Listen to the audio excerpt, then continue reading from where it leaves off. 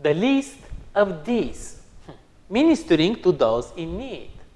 We're starting a new quarter and a new study, and the title is a bit complicated and long, but it's clear. And yes, Jesus gave us the commission to go and spread the gospel to the end of the world, but he also told us the parable about the Good Samaritan and commanded to us, go and do likewise. So helping the least of these, those that are hurting, those that are in need, was also part of Jesus' mission as much as was saving the world from sin. Lately, it sounds kind of easy to talk about helping those in need. I mean, rarely someone will argue with that. It's a good PR to take some pictures doing it, post a tweet or Instagram post. It's a sensitive topic. But actually doing something about it, something that matters, something that is not just artificially appeasing our conscience, it's much more involving. And it's a subject that I personally struggle with, because I understand and I agree with the theory and the theology of it, and I do what I can. But I know and I feel that there is much more that I can do and I should do. Around us, there is people who are poor or people who are oppressed in some sort. So stretching a hand, helping them is nothing else but rehearsing the kingdom of God here and now. And in the Bible, there is this appeal to our heart to practice justice, to practice goodness, which is actually the way we proclaim what Jesus promised to be our future. Hopefully by spending a quarter studying about it and talking about it, we can also experience a special touch, a personal touch by Jesus that will lead us and change us in this regard. Because whatever we do or don't do, we are doing it to Him. And we are representing Him. It's an important responsibility. Let's get into the study and the theology of it. God created. The author of the quarterly decided to start with introductory topic / title that confused my mind at first. Why would the record of creation in Genesis find its place in here where helping those in need is really our focus? Aren't those two completely different topics? There should be some kind of answer or explanation or correlation between those two. So let's talk about it. Our worldview, how we see life, defines also how we see everything else. Why do we want to do good? Because it can help me get something profitable in return, be it just to feel good about it. The lesson says that we are collaborators with God. Growing to such understanding, feeling it as part of who we are, now this is something big. How do we know who God is, or what kind of character He has, or what kind of person He is? We as people tend to look at somebody's actions, and this tells us who they are, or what kind of person they will be. Isn't it the same with God?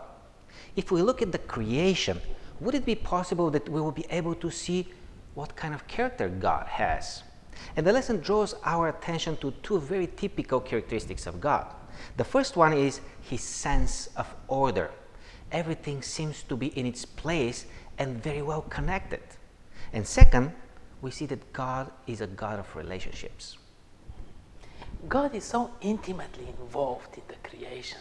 He gave us His breath. And everything that He created shows so much thought, care. And it's not by coincidence that everything is so related to each other. There is no purpose in self. Life was not created in such a way. All the colors, the beauty, and the sustaining of life, it's all built on relationships. There is something else that we can learn about God when looking into the nature, and this is how God concludes things. In Genesis, it says that God saw all that He made, and it was very good. The lesson makes a comment and says that God felt a sense of satisfaction and completeness when He was done with the process of creation. And isn't that interesting that we can sneak peek in God's emotional and spiritual world of who he really is. One thing is for certain. Every day we can marvel when we're looking in the wild nature of things close and far away, and in return we can get a glimpse of the person and the character of the one who created all around us. We live in a broken world, and pain, misery, tragedy are all around us. But even today, when we look at the design of our world and we see the power, might, and care of the Creator, it brings hope. It strengthens trust and makes us long for restoration. The plan of God was not only to create a complete world, but also to establish a way of care for it. And Adam and Eve were the chosen ones to look after the beauty and after the order in this new planet. What differentiated them from the rest of the living world is that God gave them a moral freedom. And what moral freedom basically means is the ability to make a choice based on the things that we understand. It was a risky move on behalf of God because, as we know, it carried the power for Adam and Eve to choose against the will of God. Yes, moral freedom can be that powerful. The consequences were devastating. They affected the humanity in its all aspects of relationships. In the family, our relationship with the environment around us, and of course our relationship with the Creator. And nevertheless, since the fall in the Garden of Eden, God is working to recreate the world, to repair the relationships that have been broken by sin. And we are called as Christians for the same mission, to uphold the goodness that was poured out in the creation by God, and also to provide the care for what has been harmed and damaged and suffers in this broken world. Even though we as humanity failed in so many ways, broke the relationship with God, failed caring for our world, failed caring for each other, the responsibility is still there. Bailing out is easy, but will we find the desire and the strength to stand out? And having said all that so far, it's not hard for us to connect our call to look after those who have been affected by the destroying power of sin and the common origin that we have as humanity, as people. If we as Christians believe and stand for a new earth, new world that was promised to us, then definitely we're on the same mission that Jesus was, to fix this world through care, compassion, and real effort.